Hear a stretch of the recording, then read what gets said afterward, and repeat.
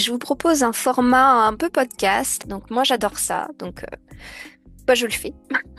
C'est le deuxième épisode de la série autobiographique Il n'y a pas de mal. Celui-ci s'appelle De l'alimentation culpabilisée. Je suis forte en jeu de mots, hein. Je sais. Pas d'autographe.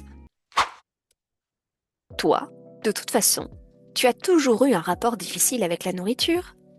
Est la seule réponse que ma mère me donnait lorsque je la questionnais sur ma petite enfance en rapport à l'alimentation. Oh, elle avait bien un épisode qui lui était resté en tête, comme un traumatisme auquel elle faisait référence à chaque fois.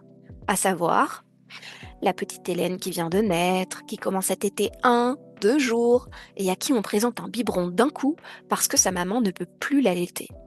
Crevasses, douleurs insoutenables.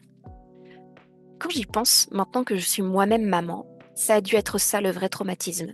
Ne pas se sentir capable de nourrir son enfant en tant que mère. Et voilà le nouveau-né qui refuse catégoriquement de prendre le biberon présenté pendant plus de 24 heures. Ce qui inquiète évidemment mes parents, qui voient mon poids chuter, ma détermination sans faille à demander le sein de ma maman. Au bord du désespoir, juste avant de me ramener à l'hôpital pour que le corps médical me prenne en charge, ma mère a une idée. Elle se pose devant moi, yeux dans les yeux, et m'explique qu'elle ne peut pas assurer mon allaitement, qu'il faut que je prenne ce biberon, sinon je vais mourir. Et bloup, j'avale mon biberon. Soulagée de me voir ainsi manger, mes parents se sentirent plus légers. Par la suite, j'ai mangé de tout avec entrain, et surtout des fruits que j'appréciais colorés et juteux à souhait. Les fruits m'ont toujours soutenue, surtout après mon accouchement, où je refusais de manger la nourriture insipide de l'hôpital. Pendant 3 jours, je ne me suis nourrie que de mangue, d'oranges, de dattes, avec amour et gourmandise.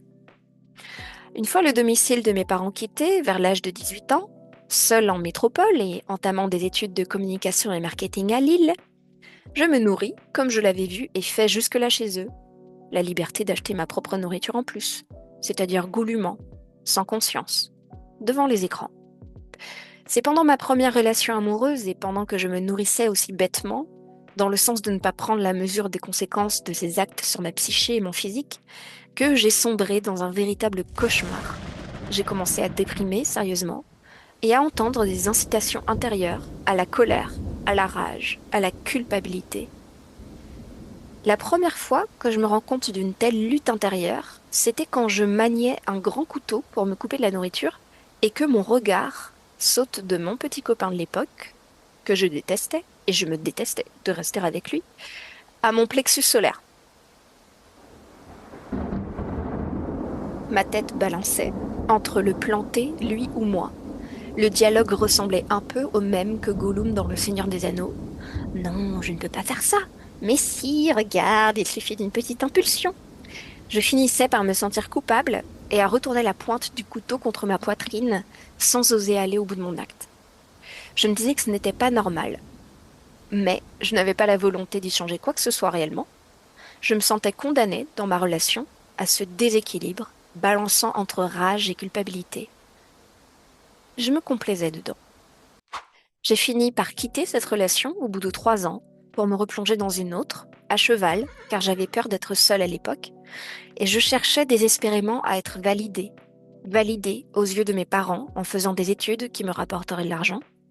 Validée aux yeux des hommes en général parce que ça me flattait de voir dans leurs yeux le désir pour mon corps. Je ne me voyais que par le biais de leurs regards. Validée enfin par la société. Avoir une vie normale, en couple, avec un bon boulot, le mariage, la maison, les enfants, les animaux. Ce modèle de société vers lequel une force me poussait et qui me frustrait au plus haut point. Mais je ne me rendais pas compte à l'époque. Je rejetais toujours la faute à l'extérieur. Je disais, je veux sortir de ce système. Paradoxalement, et je le comprends de mieux en mieux aujourd'hui, mais c'était loin d'être le cas avant, je me sentais différente. J'avais une lumière que d'autres n'avaient pas. Souvent, je voyais l'admiration briller dans les yeux de mes interlocuteurs. Ils admiraient autre chose que je ne savais pas que j'avais. Ils sentaient que j'étais autre chose que ce dans quoi je m'étriquais. Cette période, pendant laquelle je suis partie de la relation toxique, je l'étais tout autant pour moi-même, j'en ai profité pour changer radicalement ma consommation de nourriture. Au début, j'ai juste ajouté plus de verdure, je me suis mise à cuisiner. Plus tard, je suis devenue végétarienne, d'abord pour des raisons de santé, car 3 ans de malbouffe, de mésestime de moi-même et d'actes sexuels violents m'ont amené à développer des bactéries et champignons de toutes sortes dans la sphère génitale, par rejet de l'autre, pour me nettoyer de toutes ces agressions physiques et psychologiques surtout. On peut dire que prendre conscience de ce que je mettais en moi m'a réparé le corps en partie. Tous ces changements étaient sous-tendus par un sentiment très prégnant de lutte intérieure. Je voyais une brochette de viande et j'étais alléchée, mais je ne me permettais pas de la manger. Ou si je le faisais, je culpabilisais après.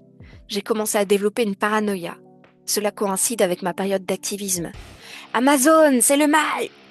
Anti-système. Il nous mène droit au mur. Si je ne réagis pas, le monde basculera. Et le complotiste. Ils nous prennent pour du bétail, je leur sers de garde-manger, je ne peux rien faire contre ça, je peux juste me gaver de mauvaises nouvelles et me sentir impuissante. J'étais en proie à des bouleversements émotionnels récurrents, je me sentais comme une éponge, je ne pouvais faire la part de ce qui m'appartenait et ce qui appartenait aux autres. Je subissais encore le monde dans lequel j'étais, sans pouvoir dire un mot. Après le végétarisme, je suis devenue végane, pour la bonne cause. Surtout parce que je me sentais coupable d'être humaine, d'être responsable de tous ces drames écologiques et animaux, d'être un virus qui ne méritait qu'une chose, de mourir pour que la planète puisse vivre. J'étais dans une idéologie, une œillère. Tous les arguments pour pouvaient être contrebalancés et vice-versa. J'étais imbuvable pour mes proches. Je n'arrêtais pas de leur rabâcher tout ce que je lisais qui me terrifiait. J'étais déboussolée et je voulais que le monde entier se sente comme moi. Je continue ma quête de vérité. Évidemment, à l'époque pour moi, la vérité, il n'y en a qu'une. Et c'est moi qui la détiens. J'ai pris de mon père pour ça. Ce sentiment de supériorité intellectuelle, le fait de toujours vouloir avoir raison, de ne pas lâcher son point de vue, de brutaliser la pensée des autres. Aujourd'hui, j'en fais bon usage, un usage juste, et qui sert ma vibration à moi, et plus celle de l'interférence qui la détournait. J'affirme haut et fort, je suis puissante, je m'aime. Peu importe ce qui se passe autour, je sais qui je suis. Et donc, je tombe sur le cru. La naturopathie hygiéniste, Thierry Casasnovas, Irène Grosjean et confrères. Je me suis dit que c'était la vérité. Je me mets à consommer des jus, à manger cru. Je n'y arrive pas, je me culpabilise encore plus. Je lis tout et son contraire, je suis désorientée. Vraiment, ce que je veux que vous compreniez de tout ça, c'est que ce chemin, je l'ai fait parce que je me sentais perdue en fait. J'aurais pu tomber sur d'autres méthodes, d'autres pratiques. Ça ne change rien à ma vibration de l'époque. C'est moi qui me dirige vers un sentiment de culpabilité croissant, vers un abîme de basse fréquence. Je crée tout ça. Il y a des gens qui mangent cru et qui sont heureux avec ça. Des véganes qui sont heureux de l'être et ne ressentent pas cette lutte. Moi, je mourrais intérieurement un peu plus chaque jour. Je m'adaptais à tout ce que je pouvais lire sur les sujets alimentaires. Je me faisais un point d'honneur à bien faire caca. Des crottes de chèvre, inodorantes et bien moulées, qui ne laissent pas de traces. Et si ce n'était pas comme ça, je rageais contre moi-même. Je recherchais quel était l'aliment, l'erreur que j'avais faite.